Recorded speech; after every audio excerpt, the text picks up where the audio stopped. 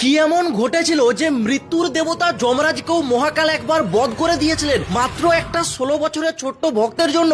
এই ঘটনাটা প্রতিটা শিব ভক্তের জেনে রাখা দরকার। তাহলে শুনুন, এই ঘটনাটি শুরু হয় এক ঋষিমুনি এবং তার স্ত্রীকে নিয়ে। তারা দুজনেই ছিলেন মহাদেবের পরম ভক্ত। তাদের কাছে সবকিছুই ছিল না শুধুমাত্র একটি সন্তান। সেই সন্তান লাভের জন্য তারা মহাদেবের কঠোর তপস্যায় বসেন। তাদের তপস্যায় মহাদেব প্রসন্ন হয়ে তাদেরকে দেখা দেন এবং তাদেরকে সন্তান দেওয়ার কথা বলেন, তবে একটা কঠিন শর্ত রাখেন। শর্তটা হলো তাদেরকে একটা সন্তান দেওয়া হবে যে 100 বছর বাঁচবে, কিন্তু তার মাথায় কোনো জ্ঞান বুদ্ধি থাকবে না, সে সম্পূর্ণ মূর্খ থাকবে। আর না হলে আরেকটা সন্তান দেওয়া হবে যে মাত্র 16 বছর বয়স পর্যন্ত বাঁচবে, সে থাকবে একেবারে সম্পূর্ণ জ্ঞানী গুণী। এবং সেই ঋষিমুনি অনেক ভাবনা চিন্তা করার পর সেই 16 বছরের বয়সের যে ছোট্ট জ্ঞানী বাচ্চা তাকেই কিন্তু সে বেছে নিয়েছিলেন। তারপর সেই 16 বছরের বাচ্চাটির জন্ম হয়, তার নাম রাখা হয় মার্কান্ডে। সেই বাচ্চাটি ধীরে ধীরে বড় হয়ে ওঠে এবং তার যখন 16 বছর বয়স ধীরে ধীরে পূরণ হয়ে আসে, তার মা বাবার কান্নাকাটি করে তারা ভেঙে পড়েছিলেন। এটা দেখে মার্কান্ডে তার পিতামাতাকে এর কারণ জানতে চাইলো। তার পিতামাতা মার্কান্ডেকে সমস্ত সত্য কথাটা খুলে বললেন। এটা জানার পর মার্কান্ডে মন থেকে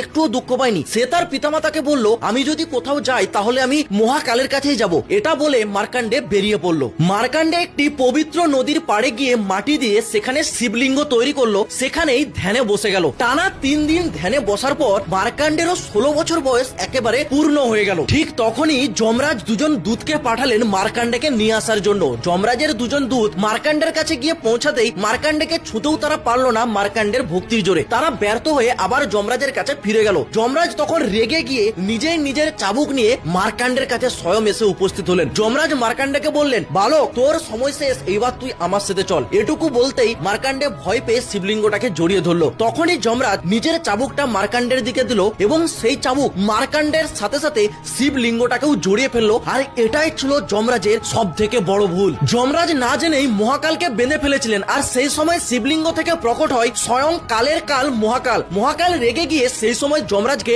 বধ করে দিয়েছিলেন এবং মার্কান্ডেকে বরদান দিয়েছিলেন সে অমর হয়ে থাকবে। পরবর্তী সময় মহাদেবের রাগ শান্ত হয়। তিনি এটা বুঝতে পারেন যে এই সৃষ্টিকে সঠিকভাবে পরিচালনা করতে গেলে যমরাজের থাকা খুবই গুরুত্বপূর্ণ। তাই তিনি পরবর্তীতে যমরাজের প্রাণ ফিরিয়েছিলেন, তবে একটা শর্ত দিয়েছিলেন, সে যেন আর কোনোদিন মহাকাল ভক্তদের কাছাকাছি না থাকে। তো এটুকুই বলার ছিল। হর হর মহাকাল।